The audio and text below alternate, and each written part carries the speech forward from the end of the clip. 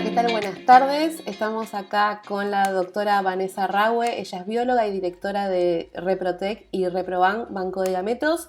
Y con Estela Yardón, psicóloga perinatal, especialista en reproducción asistida y cofundadora de Concebir. Bueno, les quiero dar la bienvenida a las dos. Gracias por la invitación. No, gracias a ustedes por regalarnos su tiempo. Bueno, este encuentro que surge de la idea de poder compartir un poco acerca de la información que estuvimos hablando en Fertilidad en Tribu sobre cuestiones relacionadas al laboratorio y a la donación de gametos. Bueno, hubieron muchos temas, la verdad, muchos temas consultados. Pero bueno, nosotros seleccionamos 4 como para poder hacer este video no muy extenso y quedan unos remanentes para que podamos conversar por ahí en algún encuentro en vivo o en otro video grabado. Así que ya las comprometí a las dos a seguir estando presentes en este camino, ¿no? Que nos llena de dudas y tenemos un montón de preguntas y qué bueno contar con ustedes para que nos ayuden a entender un poco mejor, ¿sí? Muy bien. Bueno, arranco así como un juego de preguntas y respuestas, más o menos. Pero queríamos hablar de duelo genético, qué relación tiene con la epigenética y la cuestión de los parecidos.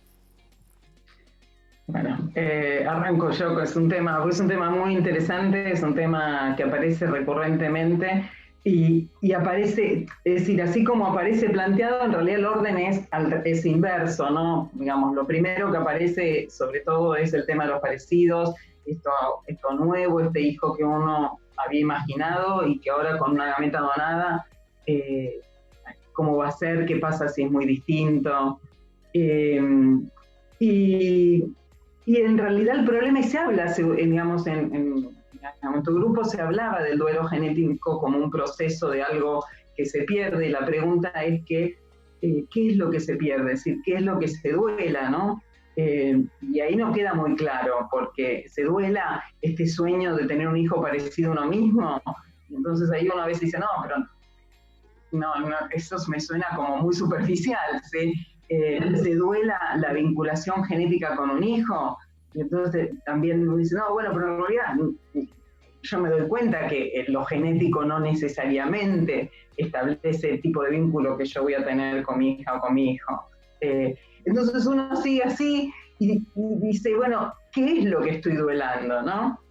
Y el problema del duelo genético es que lo que uno está duelando es la ilusión, lo mismo que el primer duelo, ¿no? Cuando uno tiene que recurrir a una técnica, es, bueno, mi hija o mi hijo va a llegar a este mundo de una manera diferente a A la la que que yo me yo había imaginado, claro. Y entonces es como nos estamos refiriendo a una idea previa, lo que hay que hacer es desandar un camino de creencias, muchas de ellas falsas, ¿no? La primera creencia falsa es pensar que el vínculo emocional tiene alguna relación con la genética. Y por eso cuando aparece la palabra epigenética, y yo lo voy a dejar a Vanessa que por explique un poco más, yo como psicóloga digo, bueno, existe la epigenética, pero es casi como desde la psicología la epigenética sería como un atajo en una estrategia de negación que va contraria a la aceptación del duelo genético, ¿sí?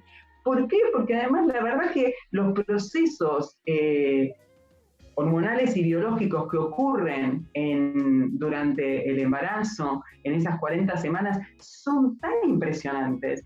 Es tan increíble la cantidad de cosas que tienen que ocurrir para que nazca un bebé sano, que el aporte o la influencia que puede tener la epigenética en ese bebé casi me parece como menor, ¿entendés?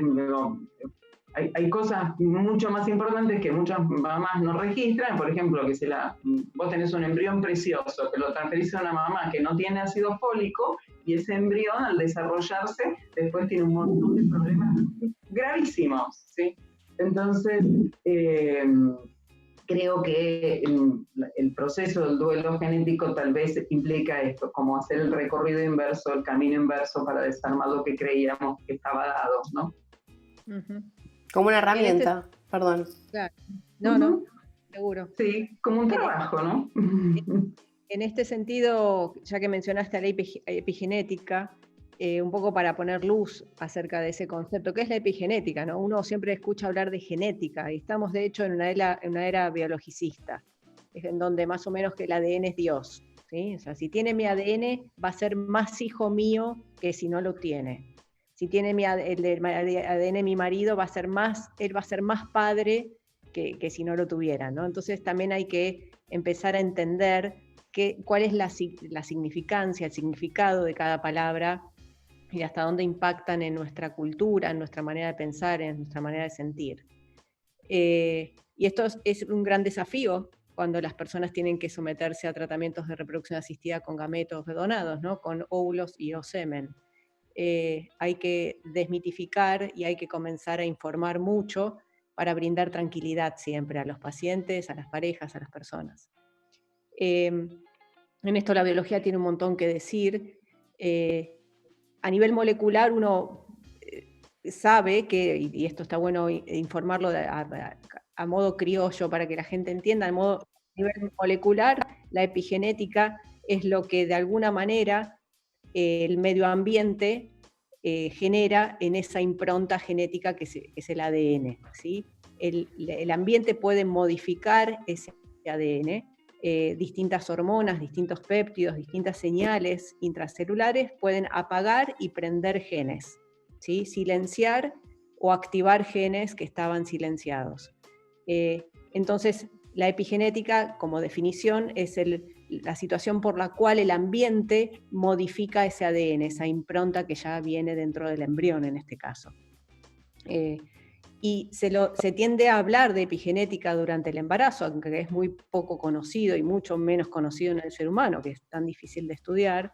En modelos animales por ahí se empieza a entender cómo la alimentación afecta a ese bebé, al desarrollo de ese bebé, cómo distintas circunstancias ambientales y hormonales van a afectar a ese bebé.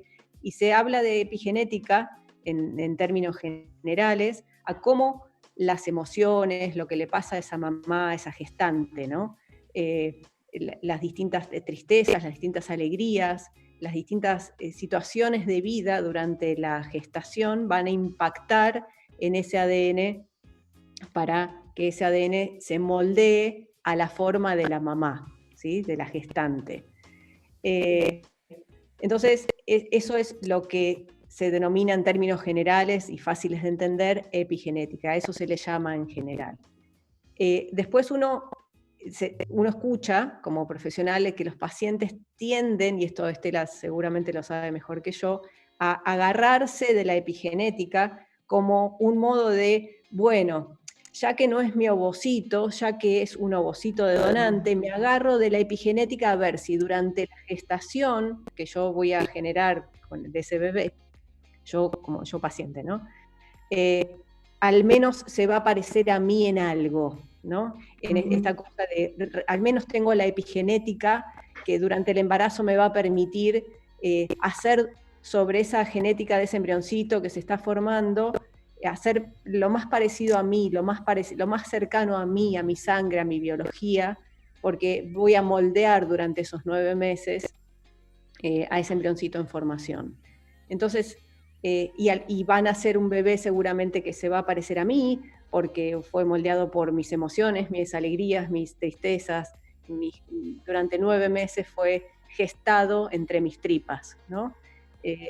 Eso lo vemos mucho y es muy interesante, que entendamos también hasta dónde llegamos con la biología, hasta dónde se llega con cosas que no conocemos, como las emociones y cómo impacta eso en el bebé que se está formando.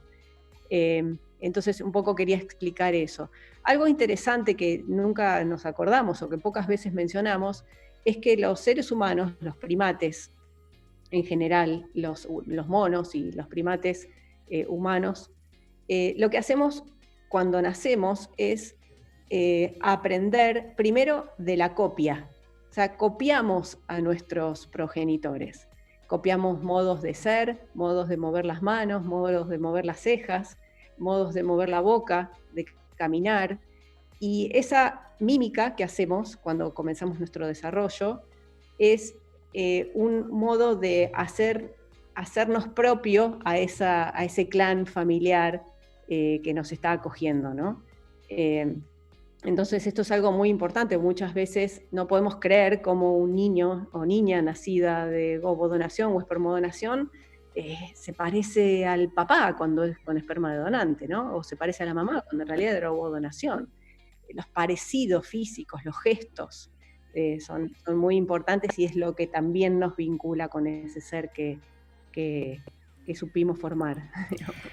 Vanessa, en relación a esto que estás comentando, me engancho con Estela para preguntarle si también esto no se trata un poco de romantizar, ¿no?, la donación de gametos. O sea, realmente es aceptar que ese niño no va a tener nuestro propio ADN, pero que sin embargo va a existir una conexión y una relación y unos parecidos en nuestras actitudes, en nuestras formas de expresarnos, en nuestras formas de hablar, en nuestras características del día a día, que no tiene relación con la genética, pero sí tiene relación con esto de convivir con otra persona, ¿no?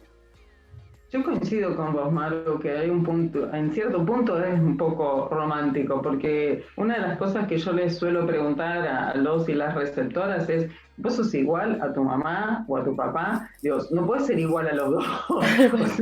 Y muchos no quieren parecerse tampoco ni a su mamá ni a su papá. Esa es la otra. Claro. Vos hacés todo, es decir, vos copiaste todo lo que hicieron tus padres. No, ni quiero, te dicen. Y también es cierto que hay un periodo de la infancia, del desarrollo infantil, donde incluso eso se evalúa como una pauta de desarrollo normal, donde el niño pequeñito copia, pero después llegas a la adolescencia y hacen justo lo contrario, ¿viste? Entonces, yo creo que hay que dar, el problema es dar el espacio para esto nuevo. Ok, esto nuevo es un óvulo nuevo, es un espermatozoide nuevo, y aún, aunque hubiera venido con mis propias gametas, esta persona que llega a este mundo es nueva, distinta y diferente. Entonces mi desafío como mamá o papá va a ser conocer a esta persona nueva y aceptarla como es, no forzarla a ser como yo quiero que sea o parecida a mí. Y eso no es fácil. No es fácil, no.